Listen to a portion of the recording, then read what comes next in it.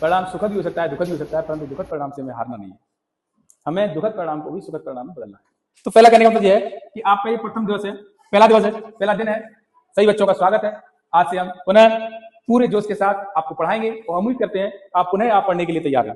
जिस जोश के साथ पिछले सत्र के बच्चे पढ़ते रहे हैं उसी जोश के साथ आप भी पढ़ोगे। उम्मीद है कि आपको ये चीज है जो हमारे पुराने छात्र हैं वो आपको प्रेरित करेंगे पढ़ने के लिए प्रेरित करेंगे और उसके बाद आपका मनोबल बढ़ेगा जो आपको दिखाता है सपने।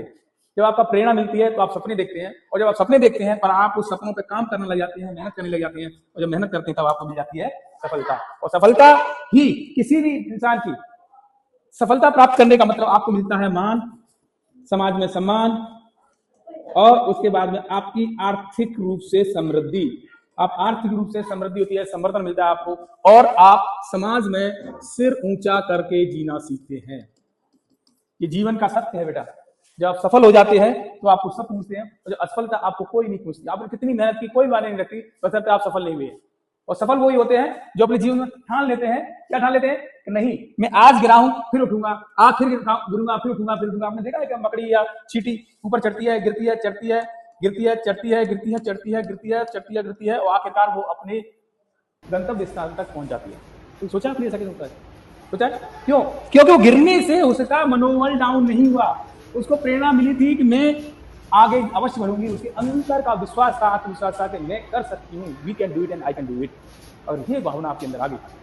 तो गारंटी के साथ कह रहा हूं आप अपने लक्ष्य में सफल हो जाओ। देखो आपके सपने हैं, उन सपनों को पूरा करने के लिए छोटे छोटे छोटे छोटे लक्ष्य बनाए जाते हैं। अभी आपका लक्ष्य क्या है? आज के दिन अच्छी पढ़ाई करना, सर ने जो बताया है उसको अच्छी तरह से पढ़ना। अब फिर आपका लक्ष्य क्या है कि हमें इस महीने में जो टेस्ट होगा उसमें अच्छे नंबर लाना। उसके बाद आपका लक्ष्य होना चाहिए कि मुझे अपनी वार्षिक परीक्षा होगी जो रिजल्ट आएगा उसमें अच्छा स्थान लाना है। ऐसे ही आप छोटी छोटी कक्षाएं पास करते जाओगे तो एक दिन जब कंपटीशन दोगे तो आपका लक्ष्य हो जाएगा मुझे कंपटीशन में बैठना है और कंपटीशन बैठने के बाद मुझे इस कंपटीशन को पास करना है। नौकरी वाली जब आपको नौकरी मिल जाएगी तो नौकरी मिल जाएगी उसके बाद आप क्या करने लग जाओगे? नौकरी लेंगे। अब आपको नौकरी के बाद में चैलेंज है। जीवन में चुनौतियां कभी खत्म नहीं होती, ध्यान रखना। किसी को लगता होगा नौकरी मिल गई बड़ी आनंद आ गया अब जिंदगी जिएंगे, नहीं।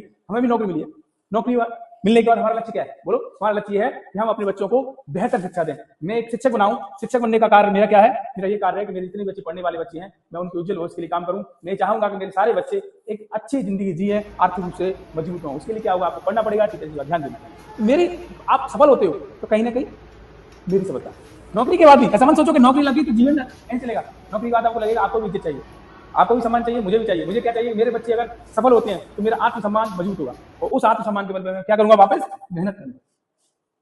तो ध्यान रखो ये सब चीजें हैं आपको